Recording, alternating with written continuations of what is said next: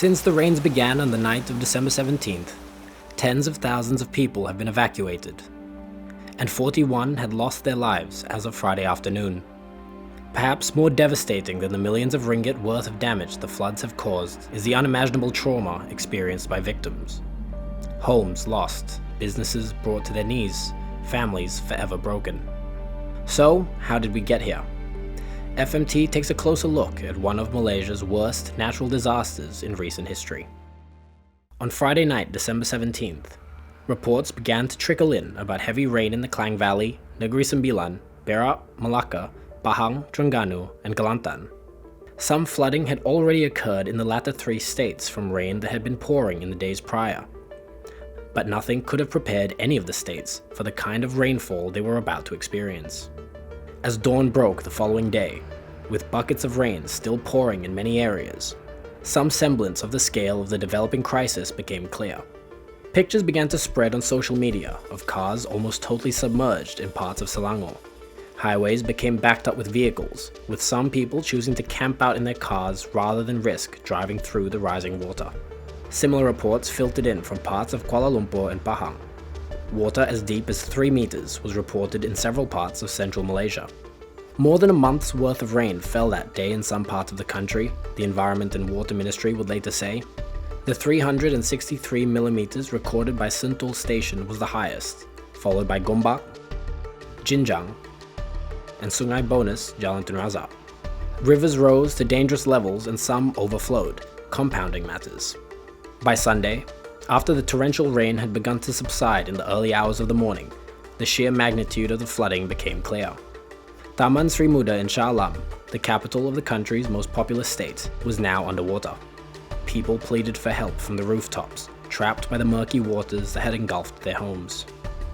The situation was similar in many other parts of the Klang Valley and Pahang, with buildings and vehicles swallowed by the floodwater that had built up over the previous 36 hours. While other states were less severely affected, they were not spared. There were reports coming out of Perak, Terengganu and Kelantan in particular, of floods that had wrecked homes and left townships in tatters. Then questions arose, as civilians, NGOs, and some elected officials rushed to affected areas to rescue victims and provide aid. One big question remained unanswered. Where was the government? The blame was shifted from one agency to another throughout the week. The National Disaster Management Agency was the first target of the public's ire. With disaster management in its name, why had it done so little? NADMA's Secretary General Aminuddin Hasim later said it was up to the states to coordinate relief efforts, and that federal agencies would only intervene when situations became severe.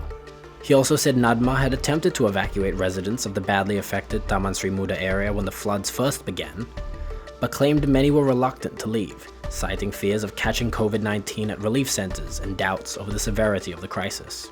Then, amidst criticism of the state's response, Selangor Menteri Besar Amiruddin Syari said he was unable to mobilize security agencies as he was not the chair of the state's National Security Council.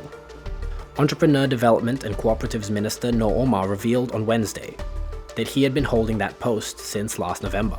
He also said it was wrong to blame him, as the committee tasked with handling disaster management was headed by the state secretary, not him. Prime Minister Ismail Sabri Yaakob admitted that there had been shortcomings in the government's response and promised that it would be improved. While those in power argued, it was ordinary citizens who rose to the occasion. Gurdwaras preparing food aid for victims, people rowing trapped Malaysians to safety in their own kayaks and boats, and doctors volunteering their time to mend the wounded. These were just some of the heartwarming stories that emerged as the floods persisted during the week. For maybe the first time since it became the national catchphrase, the true spirit of Keluarga Malaysia shone through. No fanfare, no self-congratulations, no photo ops. Just Malaysians banding together to help one another in their time of need. With questions still being raised about the government's response and calls growing for a Royal Commission of Inquiry, it's anyone's guess what happens next.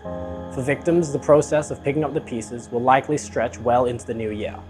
Imran Arif, Free Malaysia Today.